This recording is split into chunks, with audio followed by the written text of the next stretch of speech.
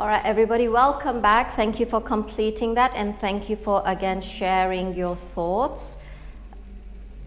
We're here to support you, and I'm very, very grateful that you were able to be honest with that question, because suicide's not always an easy topic.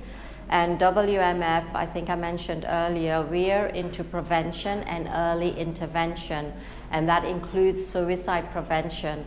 Now, how we do that is educating people on suicide, or if they feel that somebody may be in that space, how can they talk to them? How can they direct them?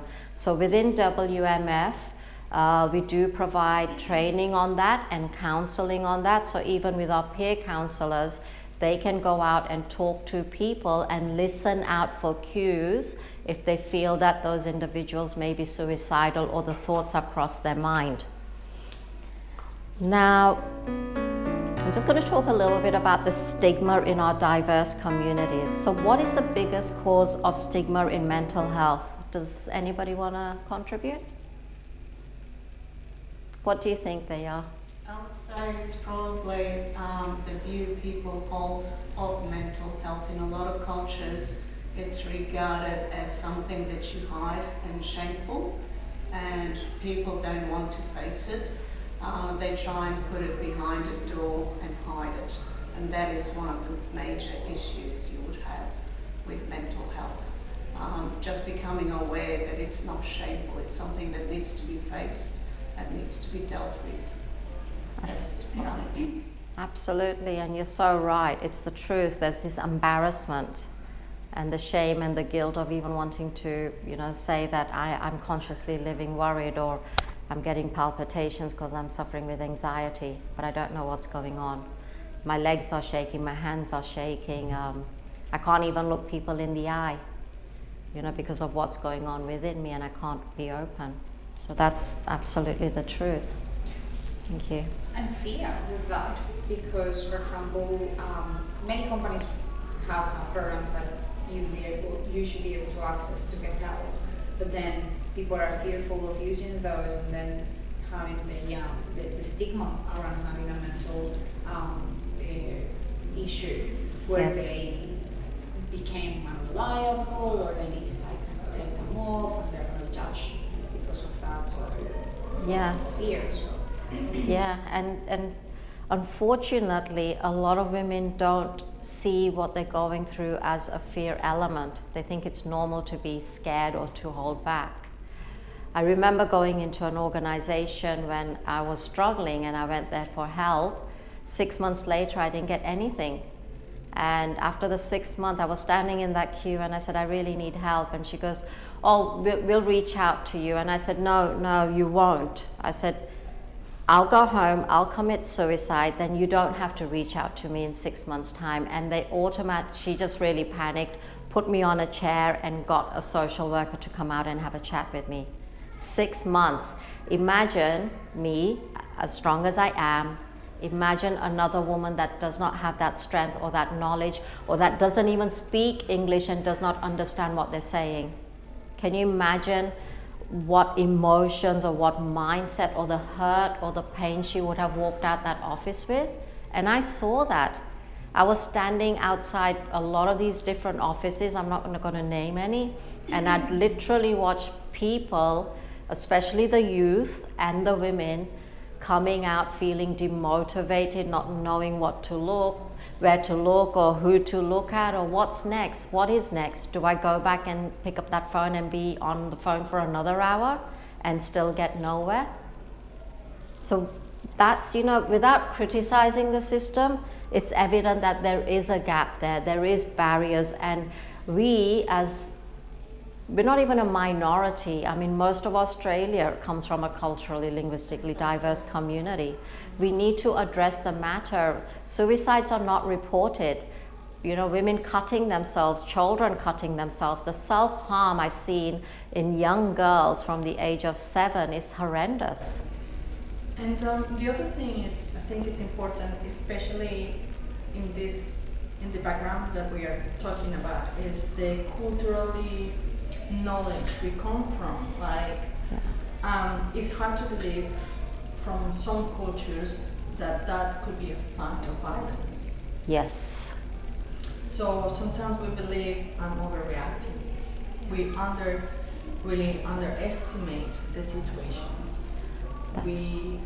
We are afraid of going against what we believe, what our programming is, being put in our brains. So it's hard to believe sometimes that we are under this critical situation because of what we have in our minds.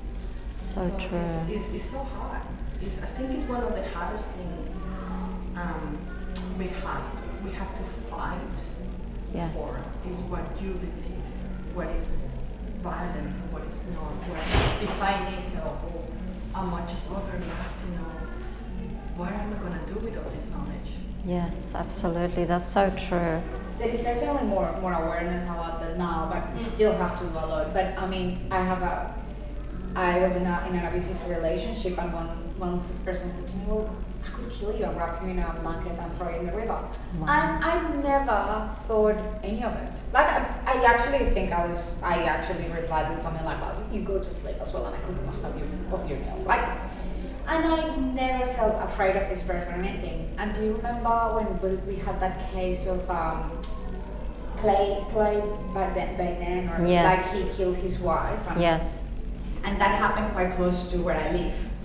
And I remember, suddenly, I was like, this had happened, like what had happened to me had been 3 years or 4 years before, something like that. And I remember thinking, oh my God.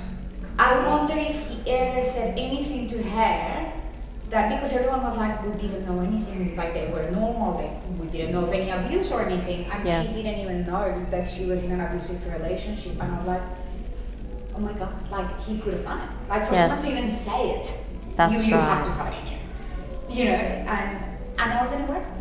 I wasn't even scared of this person.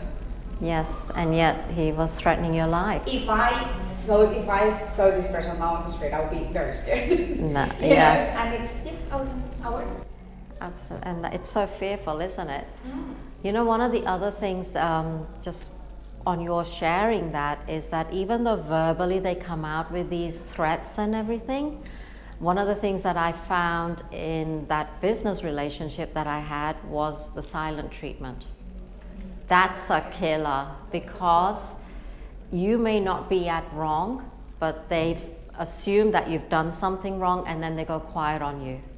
And there's no conversation, trying to make it up, and you're crying yourself to tears and feeling so guilty for something that you don't even know what you've done wrong, but you're trying to make it up. I know quite a lot of women and our youth that have committed suicide because the parents refuse to talk to them, because they've apparently behaved badly. Or I've seen men commit suicide as well because the women, they just refuse to talk to them. It's driving them crazy. It's tearing their heart and their head apart, like, how can I make this okay? Imagine the fear they're sleeping with, imagine what they're waking up with, and that's every moment of your life. It's And the thing that's really sad is because most of those people in these situations, they're basically in a very hurt, very dark place. They don't understand why other people are reacting to them in the way that they're reacting, or why even they're reacting, basically their emotional response to all of this. Yes. They don't really understand it, and they don't know how to control it. Yes. A lot of this is basically becoming aware of your own emotions and the emotions that other people are feeling, and understanding the motivation behind them. And it's extremely difficult to basically form that foundation, that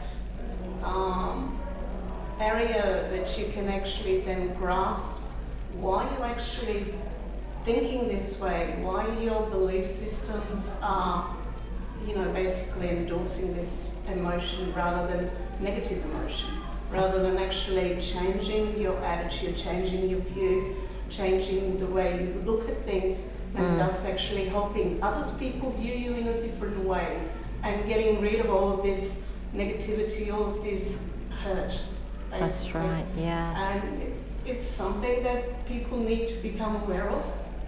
It's Yes. something that people need to be educated on, and to develop these skills, this knowledge, to be able to see another human being and to see beyond the initial emotion that comes at you.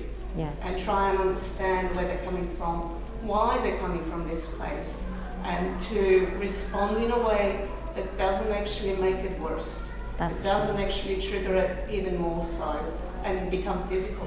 I personally believe a lot of the physical responses like violence, etc., it's usually rage that people can't control. Yes. And to get to that stage, things have happened, things have gone on that, you know, basically should not have happened, should have been disabled, discharged way back. Yes. And That's my feeling anyway. absolutely, and thank you for that. Thank you for everybody for sharing. And it's the truth. Like, I come back to that, we don't know where people's behaviors are coming from, what they've traveled their journey. So I did a project with juveniles, and I did projects with the perpetrators just to understand what triggered that. There's a variety of reasons, and again, with all the perpetrators, it literally started off with a mental health issue.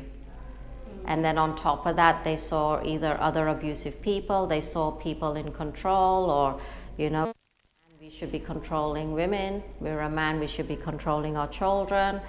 All these things were building up over time until to a point where they don't even understand where that came from, where that behavior came from. And they've traveled their share of grief. Unfortunately, they've gone on a different path.